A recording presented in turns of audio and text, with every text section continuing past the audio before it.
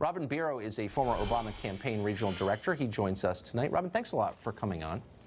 Thank you, Tucker. First to the Russia question, I would never argue that Russia is our friend. I think, they don't seek our best, and I think they've undertaken a lot of mischief at our expense over the years. In the last election, probably one example of it. But the idea that Russia is our primary geopolitical adversary is like insane. It's untrue. That, of course, would be China. No one disagrees with that. And so doesn't this whole investigation amount to, in effect, a lie to the American people about the threats we really face?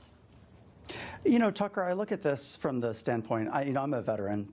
Yes. A Spec Ops veteran, and I look at this as protecting our democracy. The sole intent of this was to look at foreign influence in our electoral process. Right. That really shouldn't be a partisan issue. I think that as patriotic Americans, and I think that we both are, and most of the viewers are, I'm sure, we support federal law enforcement and want to make sure that they are not adversely affecting our electoral process. But I wonder, though, look, like a lot of things, I don't disagree with what you say in theory, but I wonder if we're not undermining democracy in its defense. So here you have a special counsel who Democrats are telling us is not accountable to any branch of government.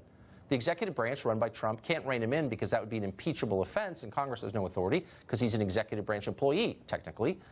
So that's not a democratic system, where you have someone with the power to destroy your life and put you in prison who can't be accountable to anybody elected by voters. That's the opposite of democracy, is it not? I looked at the appointment memo for Robert Mueller in this investigation, and it gives him the authority to look into any matters that may arise directly from the investigation. So that's pretty broad. And to your question about whether or not this could come back on Democrats, yes, it could. I remind you that the Flynn memo that just came out this week pretty much showed us that there are 2 other criminal investigations. Those could very well be against Democrats. Those could come back to haunt us. For sure. Okay, so yes, this, the weapons that we use you're now absolutely right, could of course, come back to haunt us. But may I get to a more fundamental question? I wouldn't be surprised. Since you're for democracy, I'm for democracy, then let's just agree on the terms here. Every employee of a government in democracy must answer by definition to an elected official because the voters are in control, the power resides with them, correct? Yes. What elected official does Robert Mueller answer to? I don't know exactly how the DOJ works, but I do support federal law enforcement. Ultimately, the man at the top of the DOJ... Look, I don't mean to be a stickler on the civics thing, but hold on. As long as we're defending democracy, let's defend democracy.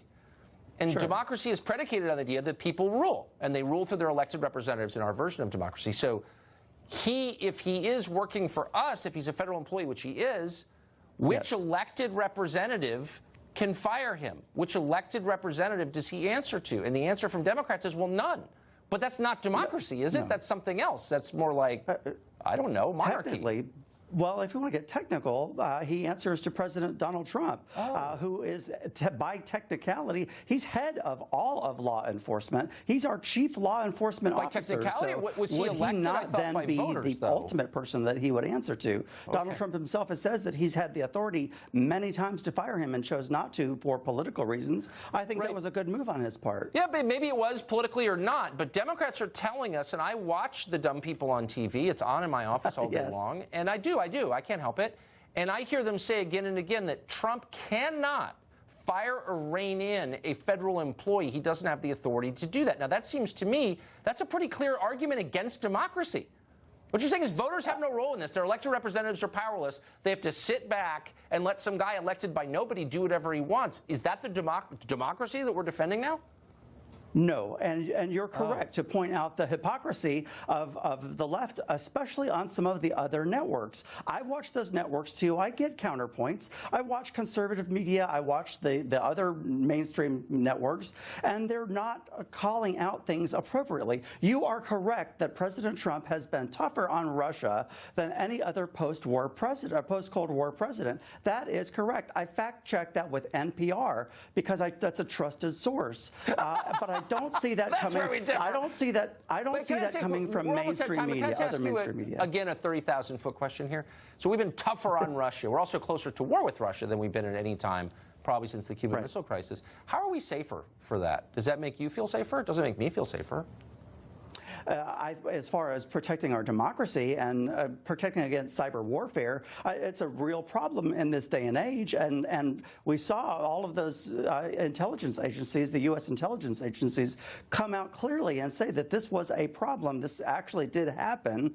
Right. President Trump has kind of been waffling on whether or not he believes U.S. intelligence, but it's a problem, and we are better for looking into this because it protects our democracy, which again I say is a nonpartisan issue. Yeah, As I feel it's patriots, been we should undermined, all but I want guess to we protect disagree our on that. democracy. Robin, thank you very much. Thank you, Tucker. Elizabeth Price Foley is a